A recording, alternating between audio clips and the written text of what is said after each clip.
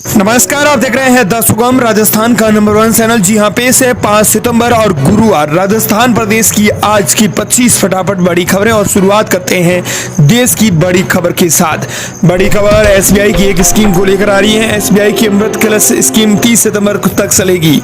State bank of India SBI की special fix deposit यानी FD scheme अमृत कलश योजना इस महीने 30 सितंबर को खत्म होने जा रही है। इस स्कीम के तहत सीनियर सिटीजन को एफडी पर 7.60% और अन्य को 7.10% सालाना ब्याज दिया जाएगा। कहने के तौर पर यह कहें तो अगर आप 1 लाख रुपए जमा कराते हैं तो 1 साल से लेते हैं तो आपको 7,000 रुपए ज्यादा मिलेंगे। इस स्पेशल फिक्स डिपॉजिट स्कीम में 400 दिन के लिए निवेश करना होता है। ऐसे में अगर आप एफडी पर ज्यादा ब्याज चाहते हैं तो इसकी स्कीम में निवेश कर सकते हैं। चलिए अब बात करते हैं राजस्थान प्रदेश की आज की टॉप 10 बड़ी खबरों की। और शुरुआत करते हैं राजस्थान प्रदेश की आज की पहली बड़ी खबर के साथ। बड़ी खबर राजस्थान कैबिनेट बैठक को लेकर आ रही है। महिलाओं की हो गई बल्ले बल्ले। गुजरात सरकार ने कर दी महिलाओं के लिए आज बड़ी घोषणा। दरअसल गुजरात सरकार की कैबिनेट ने महिलाओं के लिए नौकरियों का पिटारा ही खोल दिया है। पहले शिक्षक भर्ती परीक्षा में, अब राजस्थान की पुलिस भर्ती परीक्षा में महिलाओं को पुलिस भर्ती परीक्षाओं के अंदर 33% का आरक्षण देने का फैसला किया गया है। इससे पहले शिक्षक भर्ती परीक्षा में बीएसटीसी पास कर चुकी महिला अभ्यर्थियों को 50% का आरक्षण दिया गया था। इसके अलावा कैबिनेट बैठक में पुलिस अधीनस्थ सेवा नियम संशोधन को भी मंजूरी दी गई है। सबसे तौर पर कहें तो वही सरकारी कर्मचारी की मौत पर रिश्तेदार को भी पेंशन देने का फैसला लिया गया है। कैबिनेट मीटिंग के बाद डिप्टी सीएम प्रिंस बेरवा ने इसकी जानकारी दी। उन्होंने प्रेस वार्ता कर निर्णयों की जानकारी दी है। अगली बड़ी खबर, विद्याधर नगर स्टेडियम में 7 और 15 नवंबर तक होगी राम कथा। जगत गुरु रामभद्राचार्य का जयपुर में हेलीकॉप्टर से पुष्प वर्षा करके होगा स्वागत। निकलेगी कलश यात्रा। विद्याधर नगर स्टेडियम में 7 से 15 नवंबर तक 9 दिवसीय श्री राम कथा का आयोजन होगा। जगत गुरु रामभद्राचार्य महाराज राम कथा करेंगे। कार्यक्रम का आयोजन श्री बालाजी गौशाला संस्थान सालासर और विद्याधर नगर स्टेडियम आयोजन समिति जयपुर की ओर से किया जाएगा। अगली बड़ी खबर, वसुंधरा राजे की आंखों से आए आंसू बार बार पहुंचती नजर आई। भाजपा नेता श्री कृष्ण पाटीदार को याद कर बोली, बाबूजी ने हमेशा मार्गदर्शन किया है। भाजपा नेता श्री कृष्ण पाटीदार को याद करके पूर्व सीएम वसुंधरा राजे भावुक हो गई। उनकी आंखों से आंसू छलक पड़े। राजस्थान जन अभाव अभियोग निराकरण समिति के पूर्व चेयरमैन श्री कृष्ण पाटीदार का 24 अगस्त को 77 वर्ष की आयु में निधन हो गया था। पाटीदार लंबे समय से बीमार चल रहे थे। ये वसुंधरा राजे के करीबी माने जाते थे। ग्रामीण क्षेत्रों की जानकारी रखते थे बाबूजी। वसुंधरा राजे ने बताया कि जब भी हमें किसानों को मुआवजा देने की जरूरत होती तो ये विकास का पैसा कहाँ देना है, इसके लिए हमें किसी प्रशासनिक अधिकारियों से आंकड़ों की जानकारी ही लेने की जरूरत नहीं पड़ती। बाबूजी ने ही बता दिया कि किस गांव में कितने लोगों को मुआवजा देना है। वो सारे आंकड़े और ग्रामीण क्षेत्रों की जानकारी रखते थे। बताया जाता है कि वसुंधरा राजे के करीबी हैं श्री कृष्ण पाटीदार। 11 बार झालावाड़ में भाजपा के जिला अध्यक्ष रह चुके हैं और इसके अलावा वसुंधरा राजे के खास विश्वास पात्र माने जाते थे। अगली बड़ी खबर, कर्मचारी की मौत पर रिश्तेदार को मिल सकेगी पेंशन। सरकार ने लिया बड़ा फैसला। अब विशेष योग्यजन सरकारी कर्मचारी की मृत्यु होने पर उसके आश्रितों में उसके करीबी रिश्तेदार भी शामिल हो सकेंगे। कर्मचारी के माता पिता, भाई और बहन में से किसी को पेंशन मिल सकेगी। इस कैबिनेट ने मंजूरी दी है। राजस्थान लैंग्वेज एंड लाइब्रेरी और राजस्थान एक्साइज लेबोरेटरी विभाग ने होने वाली भर्तियों में अब उत्कृष्ट खिलाड़ियों को भी 2% का आरक्षण मिलेगा। सरकार ने कैबिनेट बैठक में इसकी मंजूरी दे दी है। साथ ही एसआई भर्ती परीक्षा रद्द करने पर कोई कैबिनेट में फैसला नहीं लिया गया। सब इंस्पेक्टर एसआई भर्ती परीक्षा 2021 को रद्द करने पर मंथन किया जा सकता था, लेकिन सरकार ने नहीं किया कि कैबिनेट की बैठक में ऐसा कोई फैसला नहीं हुआ है। एसआई भर्ती है वो रद्द करने की कगार पर पहुंच चुकी है। हालांकि संसदीय कार्य मंत्री जोगाराम पटेल ने कहा कि अनेक ऐसे बच्चे होंगे जिन्होंने पढ़ाई करने के बाद अपनी मेहनत से परीक्षा में सफलता पाई है। अगर भर्ती निरस्त होती है तो उन पर भी फर्क पड़ता है, इसलिए सरकार पूरा विचार करके बाद में भर्ती परीक्षा है वो रद्द करेंगी। वहीं अगली बड़ी खबर, देश के मानसून ट्रैकर के बीच से राजस्थान की 17 जिलों की आई बड़ी खबर। राजस्थान के 17 जिलों में भारी बारिश, जोधपुर उदयपुर में हालात बिगड़े। वहीं आपको बता दें कि गुजरात के बाद अब राजस्थान में भारी बारिश हो रही है। जोधपुर और उदयपुर में बाढ़ जैसे हालात बने हुए हैं।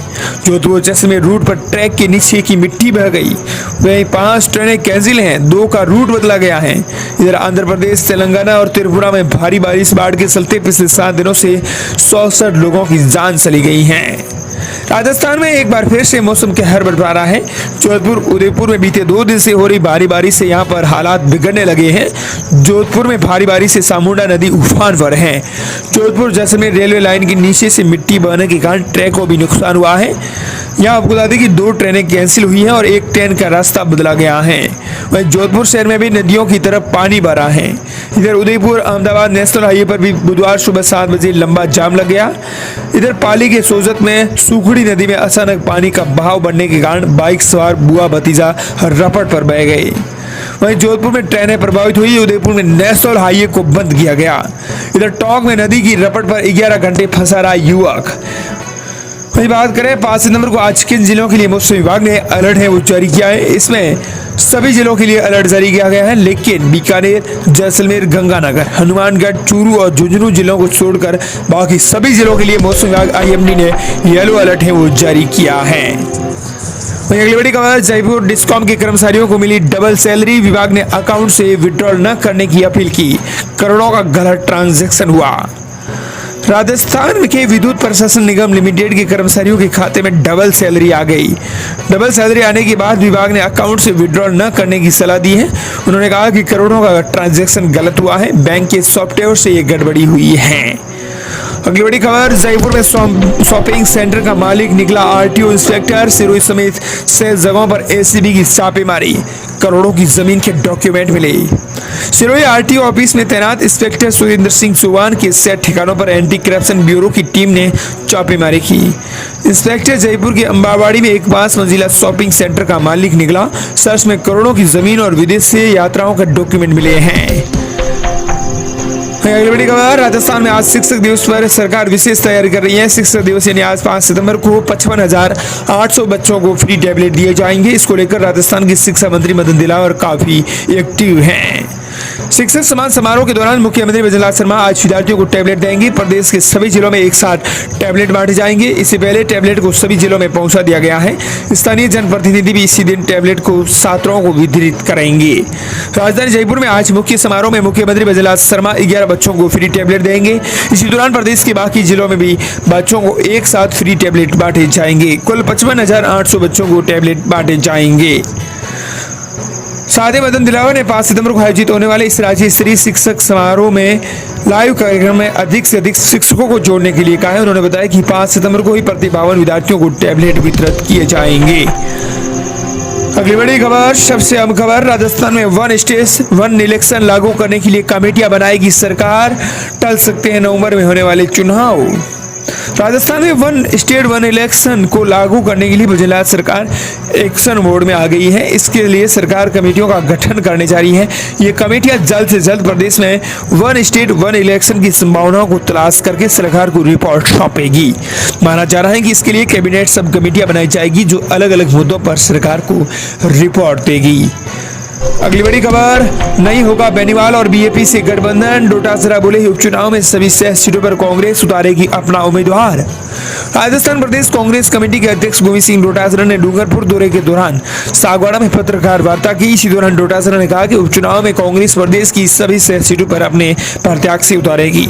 ऐसे में साफ दिख रहा है कि कांग्रेस हनुमान बेनीवाल और भारतीय आदिवासी पार्टी के साथ गठबंधन नहीं करेगी। हालांकि गठबंधन के फैसले पर उन्होंने स्पष्ट जवाब नहीं दिया है। अगली बड़ी खबर, जब कपड़े का घोड़ा उड़ाने लगे थे बाबा रामदेव, तो आज से शुरू हो रहा है भादुआ मेला। राजस्थान के सुप्रसिद्ध लोक देवता बाबा रामदेव का प्रसिद्ध भादुआ मेला आज 5 सितंबर से शुरू हो रहा है। इस मेले को लेकर जैसलमेर सहित पूरे पश्चिमी राजस्थान में उल्लास का रंग भर गया है। भक्त 1 सप्ताह पहले से जैसलमेर की पोखर में स्थित बाबा रामदेव की समाधि स्थल पर पहुंच रहे हैं।